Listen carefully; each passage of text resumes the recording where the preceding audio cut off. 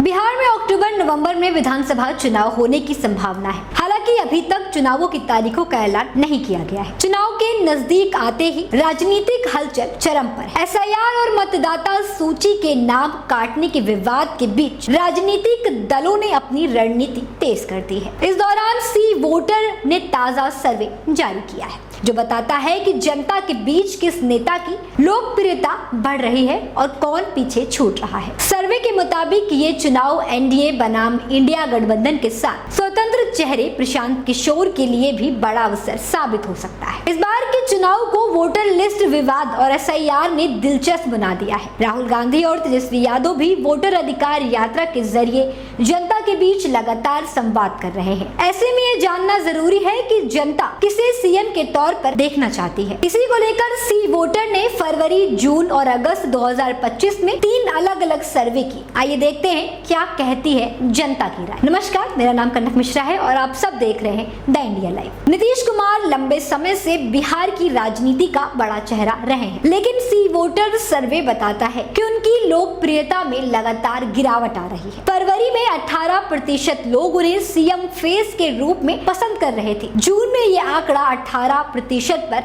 टिका रहा, लेकिन अगस्त तक ये घटकर 15% रह गया। एनडीए के दूसरे चेहरे चिराग पासवान और सम्राट चौधरी हैं। चिराग पासवान फरवरी में 4% पर थे, जून में अचानक 11% पर पहुंचे, लेकिन अगस्त में 10% पर आ गए। सम्राट चौधरी फरवरी में 8%, जून में 7%, अगस्त में 10% पर रहे। इसका मतलब यह है कि एनडीए में फिलहाल कोई बड़ा चेहरा नीतीश कुमार की जगह नहीं ले पाया है। तेजस्वी यादव इंडिया गठबंधन से सबसे बड़े दावेदार माने जा रहे हैं। सर्वे के तीनों चरणों में वे नंबर 1 पर रहे हैं। फरवरी में 41% लोग उन्हें पसंद करते थे, जून में 37% और अगस्त में सीधे 31% पर आ गए। इस तरह से उनकी लोकप्रियता में गिरावट दिख रही है, लेकिन इसके बावजूद वे नीतीश कुमार, चिराग पासवान और सम्राट चौधरी सभी पर भारी पड़ रहे हैं। ये आंकड़े बताते हैं कि जनता का झुकाव अभी भी तेजस्वी यादव की ओर है, भले ही ग्राफ थोड़ा नीचे आ गया। आपको बता दें, सबसे दिलचस्प चेहरा प्रशांत किशोर का है। उनको फरवरी में 15% वोट मिले, जून में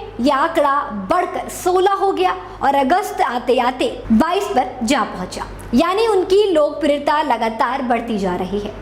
अगर यही रफ्तार रही तो नवंबर तक वे बड़ी चुनौती बन सकते हैं, क्योंकि वे किसी भी गठबंधन से नहीं हैं। इसीलिए अभी सवाल उठ रहे हैं कि वो किंग मेकर होंगे या खुद किंग बनने की कोशिश करेंगे। इस चुनावी माहौल में राहुल गांधी ने भी वोटर लिस्ट के नाम काटने चुनाव आयोग की निष्पक्षता पर सवाल उठाए हैं। एक सर्वे में 59% लोगों ने माना कि राहुल गांधी के आरोपों में दम है। वहीं 67% लोगों ने कहा कि चुनाव आयोग को राहुल गांधी के सवालों पर जवाब देना चाहिए। ये मुद्दा सीधे तौर पर वोटरों को प्रभावित कर रहा है और चुनावी समीकरण बदल सकता है। बिहार में इस बार का विधानसभा चुनाव सिर्फ दलों के बीच नहीं, बल्कि विश्वसनीयता, नेतृत्व और मतदाता अधिकारों की साख की लड़ाई बनता जा रहा है। जहां एक और पुराने चेहरे अपनी पकड़ बनाए रखने की कोशिश कर रहे हैं, वहीं प्रशांत किशोर जैसे स्वतंत्र चेहरे नए समीकरण गढ़ रहे हैं।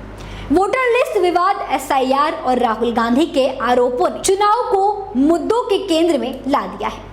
ऐसे में सी वोटर के ये आंकड़े एक झलक भर हैं। असली तस्वीरें तो तभी साफ होंगी जब जनता ईवीएम पर अपनी मोहर लगाएगी। आप सभी को क्या लगता है दोस्तों कि बिहार चुनाव में कौन जीतने वाला है, किसके सर ताज सजेगा? हमें कमेंट में जरूर बताएं और बिहार की हर अपडेट जानने के लिए देखते रहें द इंडिया लाइव।